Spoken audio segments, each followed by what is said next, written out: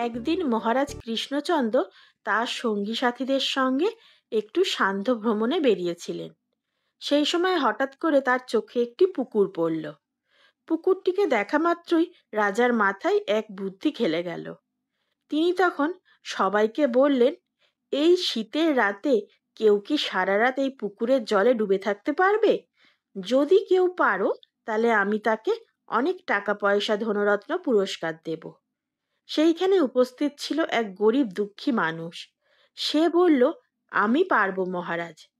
সে মাঘ মাসের তীব্র শীতে সারা রাত পুকুরের জলে গলা ডুবিয়ে দাঁড়িয়ে রইল। ভোরবেলা সে রাজার কাছে গিয়ে বলল, আমি সারা রাত পুকুরের জলে ডুবেছিলাম। আপনার সেপাই সামন্তদের জিজ্ঞেস করে দেখুন, তারা সাক্ষী ছিল।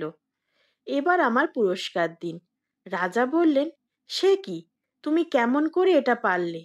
গরিব লোকটা বলল, আমি অনেক দূরে এক গৃহস্থ বাড়িতে আলো জ্বলছিল, সেই আলোর দিকে তাকিয়েই সারা রাতটা কাটিয়ে দিলাম। তখন মন্ত্রী বলল, পাওয়া গেছে মহারাজ।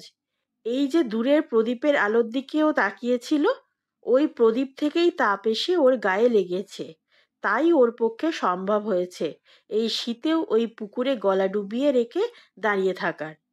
তখন রাজা বললেন, তাই তো, তাহলে তো তুমি আর পুরস্কার পাবে না, যাও এখান থেকে বিদায় হও। গরিব লোকটা তখন কাঁদতে কাঁদতে বিদায় নিল। সে গেল গোপালের কাছে বিচার চাইতে, অনুযোগ জানালো। সব কথা শুনে গোপাল ভাঁড় বলল, আমি ব্যাপারটা দেখছি, তুমি চিন্তা করো না, তুমি নিশ্চয়ই এর ন্যায় বিচার পাবে। গোপাল ভাঁড় তখন এক বুদ্ধি খাটালো। সে রাজাকে তার বাড়িতে নিমন্ত্রণ করে পাঠালো দুপুরে খাওয়া দাওয়ার জন্যে। রাজা এলেন গোপালের বাড়িতে খেতে।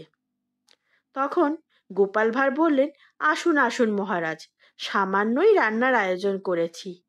কি রাঁধছি দেখবেন, চলুন। গোপাল ভাঁড় রাজাকে নিয়ে গেল তার বাড়ির পিছন দিকে।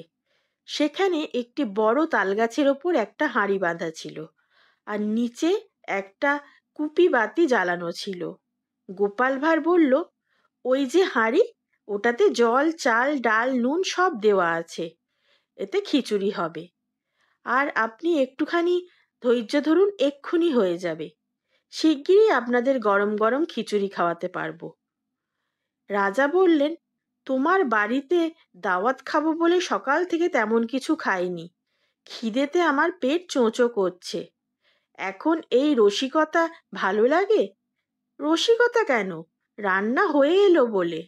রাজা বললেন, তোমার ওই খিচুড়ি জীবনে হবে না, আমার আর খাওয়াও হবে না। চলো মন্ত্রী, ফিরে যাই। গোপাল বললে, মহারাজ কেন হবে না খিচুড়ি? দূরে গৃহস্থ বাড়িতে জ্বলা প্রদীপের আলো যদি পুকুরের জলে ডুবে থাকা গরিব প্রজার গায়ে তাপ দিতে পারে, তাহলে এই প্রদীপ তো হাঁড়ির অনেক কাছে, তাহলে তার তাপেতে আমার খিচুড়ি কেন তৈরি হবে না? রাজা তখন তার ভুল বুঝতে পারলেন। বললেন, আচ্ছা আচ্ছা, আমি বুঝতে পেরেছি, তুমি পাঠিয়ে দিও ওই গরিব প্রজাকে। ওর প্রতি আমি সত্যিই অন্যায় করেছি, ওকে তাই আমি ডবল পুরস্কার দেব। সে তো আপনি দেবেনই, আমি জানতাম। আসুন, ঘরে আসুন বলে গোপাল এবার মহারাজকে ঘরের ভেতর নিয়ে গেল। ঘরের ভেতর নিয়ে গিয়ে দুপুরের সমস্ত খাওয়া দাওয়ার আপ্যায়ন করল। তারপর রাজা সত্যি সত্যি গরিব লোকটাকে অনেক পুরস্কার দিয়েছিলেন। এই ধরনের সুন্দর সুন্দর গল্প শোনার জন্য এখনই আমার চ্যানেলটি সাবস্ক্রাইব করে নিন। আর গল্পটি কেমন লাগলো তা অবশ্যই কমেন্ট করে জানাবেন।